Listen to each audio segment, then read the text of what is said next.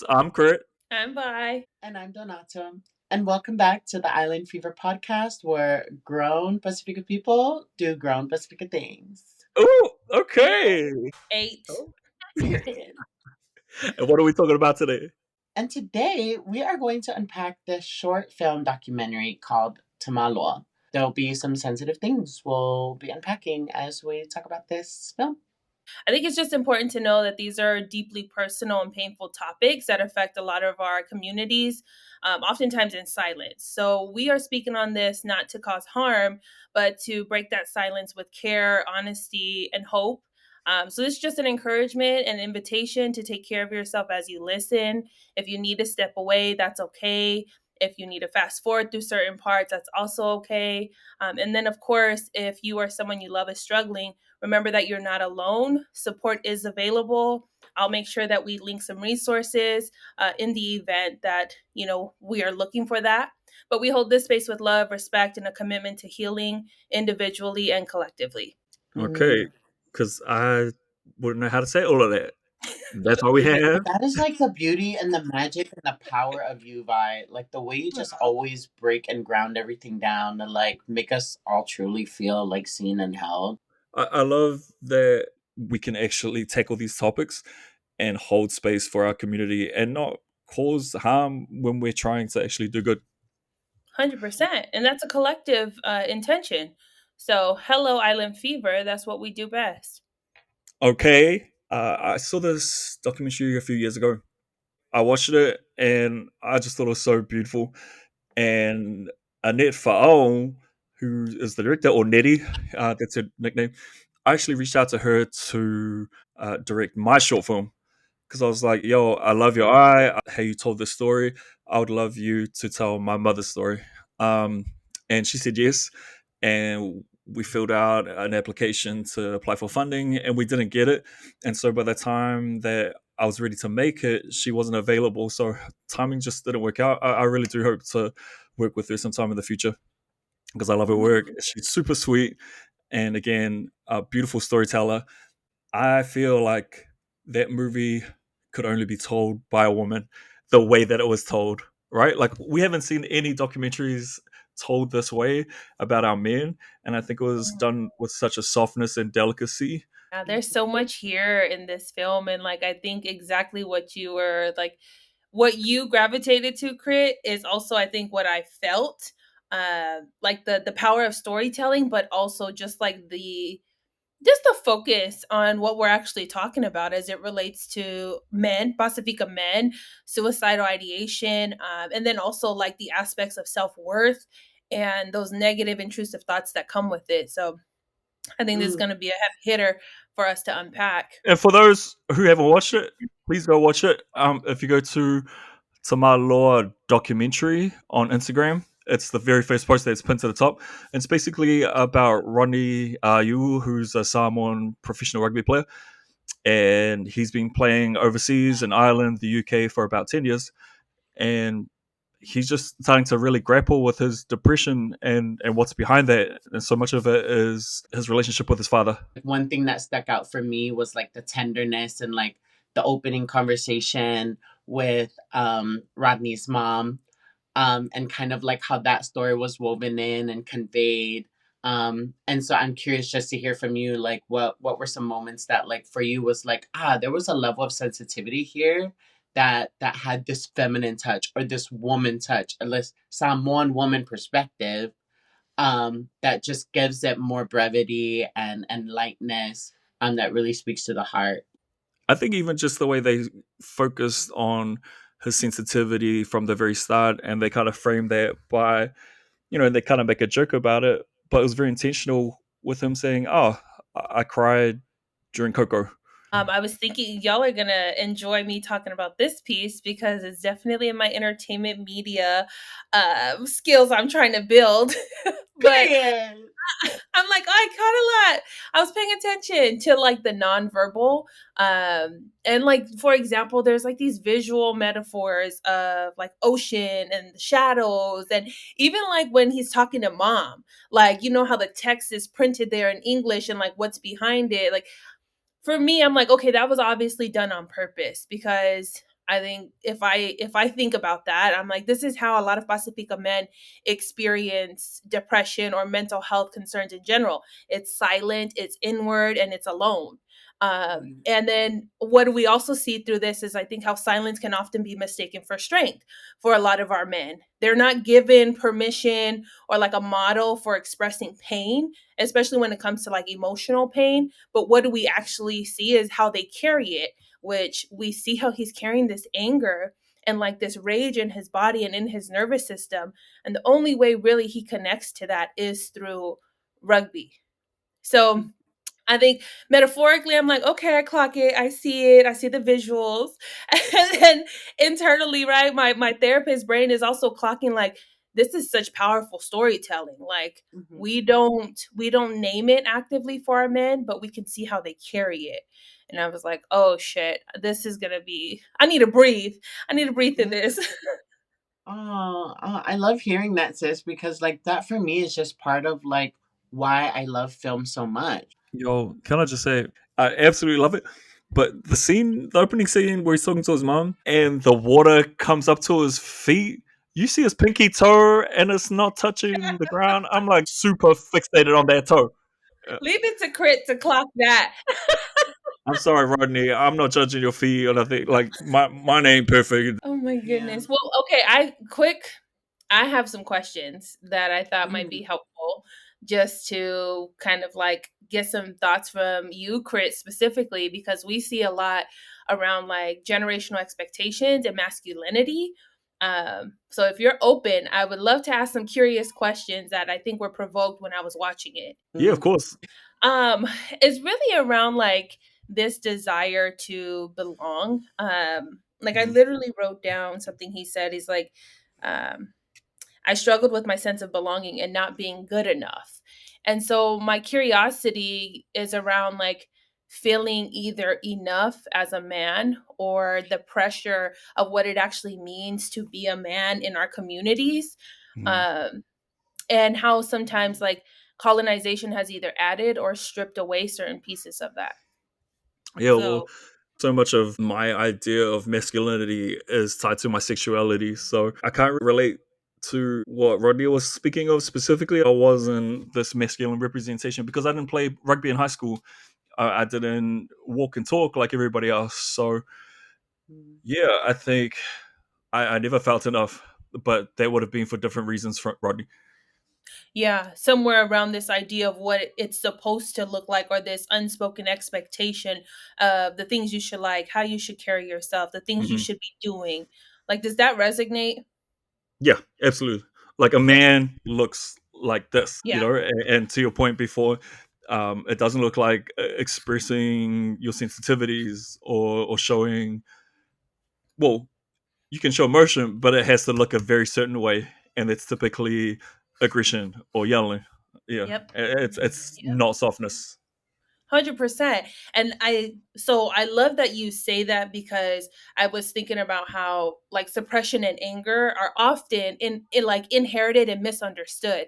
And there's a Mhm. part in the film where he talks about like not being taught how to cry, how to speak, or how to feel safe. He doesn't say that, but in like my lens, I'm like, yeah, you you were guided to express up into a certain extent. You Mhm. were guided to perform in a certain way, but I don't think that there was really room, at least from his relationship with dad, of like, how do you actually name that when it's Yeah, outside of the box? men don't do the greatest job of talking about mental health. I'm just gonna put that at, especially our men, right? When I do see men talking about mental health, it feels quite basic.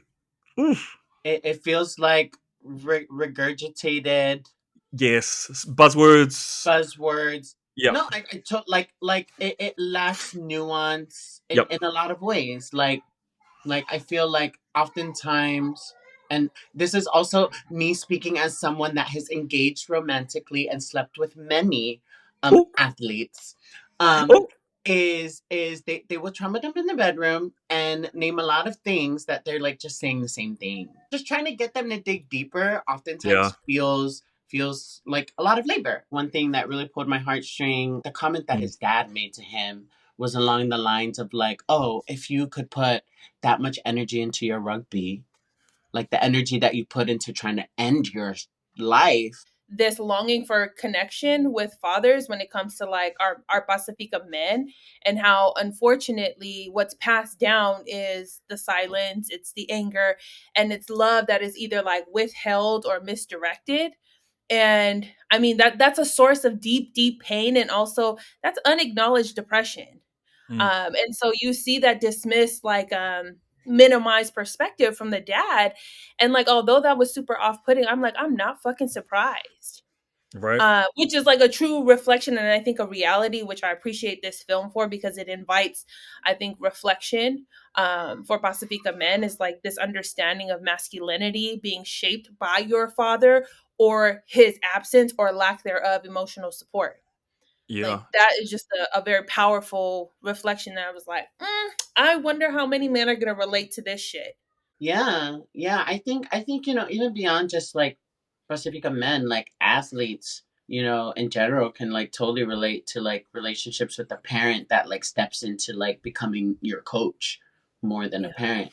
But like I can also recognize, just through personal experience, seeing so many of like Pacifica men holding a lot of the hopes and dreams of their parents, in the sense of like them putting all of this pressure on their kid to outperform in sports as a means to like lift up their whole family economically when they can make it to a professional level that sustains that, right? Oh my gosh, that's so especially true for American Samoans, right? Who are overrepresented in the NFL. There's a, you know what? Let me get my post-it note because I wrote it down. Uh, Period. there's this quote where he says, "I was hurting, but I didn't want to make it worse for my family. I felt like I couldn't ask for help because I should be strong." That right there, anytime I hear that layered of like, I was feeling this, but I didn't want to this for my family, automatically we know that that's survival. And so, like, part of the work that I've done with a lot of Pacifica men around this is like, how do we imagine what safety and expression might feel like now? Not then, not on, in the field or with our family, but right now as we're talking about it. Does it Hmm. still feel like survival? Because it's really important to think about what are you carrying, and then inviting them to actually have agency over expression without compromising the family. Pretty Yeah. layered. Those are a lot of words, but in short, Yeah. it's just really unlearning this silence as a survival, because ultimately we don't want to be operating out of survival when it comes to our emotions. My wife's never happy, or the kids are a lot, and I'm still going to do it all over again because the family needs me and that's what I got to do. I think that's like a theme. What I find though helps men to feel safe in the therapeutic space is a lot of normalizing and connecting dots to say, like, that makes sense. Oh, yeah, I hear that a lot. Like, whenever I tell Pacifica men, like, well, yeah, I think that's a normal thing for a lot of men. Like, I've heard that a lot. They're always like, no shit. Like, for example, Mm. just around like identifying depression as like lack of energy, trouble sleeping, difficulty making decisions, your appetite being up and down. That stuff is something that they're like, no shit, other people feel like this. And I'm like, yeah, there's a word for that. It's called depression. It's not just sadness. It's not just crying all damn day sitting in your bed. Although it can Right. look like that, that's not the only way depression can Yeah. present itself. Yeah. So I think just normalizing it in connection to others helps a lot of Pacifica men feel like they are less alone and less embarrassed or ashamed about how they've been feeling and how long they've been feeling like that. So we've talked about a lot of things that we loved. Were there any things that we felt were missing? Oh, also, his wife Bella is Annette's sister, if I'm not mistaken. Yeah. Oh. Okay. Mhm. And I wouldn't even call this a gripe. There's a moment where Rodney says, "I was just taught to be humble," and you know how I feel about that word "humble." Like, what the fuck is humility? And just the way that someone Tell us says, what does that mean to you? I think what it means to a lot of Samoans Okay, speak on it. is being quiet Mm. and not speaking up. Um, Basically, do as you're told and fall in line. Be obedient to your parents. That's the extent of the understanding of humility for a lot of Samoans.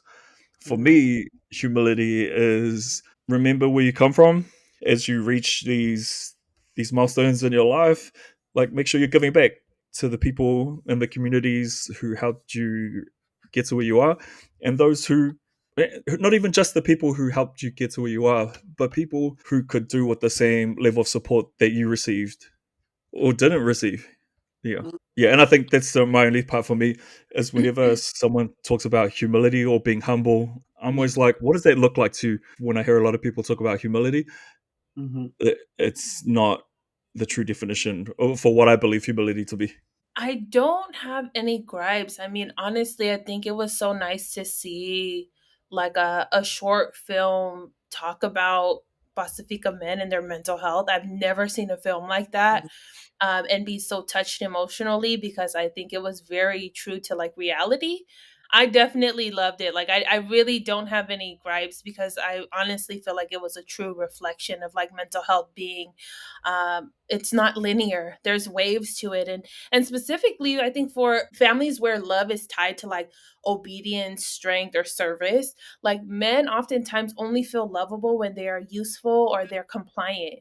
And like I think that was perfectly shown in this short film because there's a part where Rodney is like talking about conditional self-worth. He said like um around not being good enough, and if I mess up then I lose love, if I'm soft then I'm weak, if I don't provide I don't matter, like something around like that. Oh, And I was like, "Holy fuck, that is so true."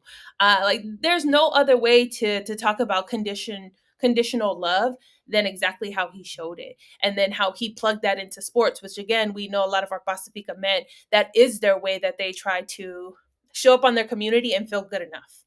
Um, Well, it's the only way they receive love from their fathers is if they're doing well in sports. And even then, like for him, it was fleeting. He yeah. got, oh, you did all right. That was the highest compliment he got like in his career. You know what? Too. This is just a side note. Um, I feel like depression for a lot of Pacifica men is often masked by like over functioning humor, like to deflect, and then performance or service. But inside, there is a profound feeling of like feeling unworthy. And for me, that's a deep layer of pain for I think where work can be done in therapy to talk about generational silence and unmet emotional needs for men specifically, because I don't notice that as much with Pacifica women. It's there, but it's a different layer of like compounded pain. I think it's important for people to know that when we are struggling, especially Pacifica people, like it doesn't look like what you see on the movies. It actually looks the exact opposite. The overproductivity, the burnout, the social gatherings, like those are the folks that we really want to check on. And that's because it's not in your face, it's not loud. We're not going to do that. Why? Because we were taught to silence. We were Mm-hmm. taught to suppress. So you have to unlearn that in order to get to a point of saying, I could really use some support right now. So Mm. I think it's important to say like whenever things are being signaled as like in the therapy world like passive death wishes, like that's not you actively saying I have a plan, I want to end my life, but it does signal some moments of hopelessness. It does Mm. signal that the idea or the purpose of life is lacking there. So if anyone resonates with that, number one, I want you to know like that is a key sign that you are seeking some support. And it is not an area of weakness, but it is something is signaling that's misaligned with your values, your relationships, or your sense of self. And just a reminder, healing oftentimes requires us to be witnessed. And if you don't have that around you because your family wasn't taught that, they don't speak that, that is where professional support comes into play so that they Mm-hmm. can hold that witness. They can bear that witness to you, because you definitely need it in order to start the healing journey. So I just want to normalize that is very common, and a lot of folks don't recognize it as a sign for support because we never recognize that as um, I don't want to say weakness, as a vulnerability for support. We just Yeah. don't. sure. I think this film reminds us that Pacifica men are not broken.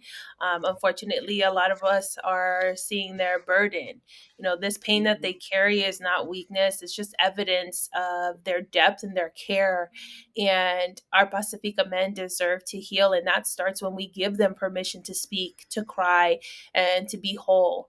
And I think a lot of folks, whoever might receive this message well, just a reminder that you don't need to earn belonging. It is a birthright.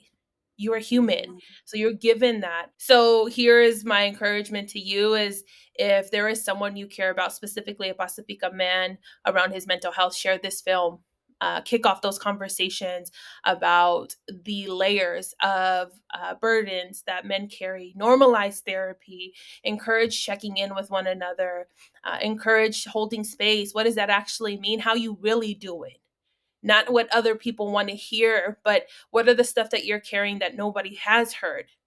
So just a reminder, you don't have to carry this alone. You are not a disappointment, and your softness is definitely a part of your strength, and you're allowed to heal. Okay. And Lupe is gonna provide some resources. We're gonna put in the links and in our stories and all of that stuff. But I think there's the perfect place for us to end. Thank you all for listening, and thank you to our community partners at Utopia Portland and Utopia Washington for sponsoring this podcast. And until next time, Bye. bye. Bye.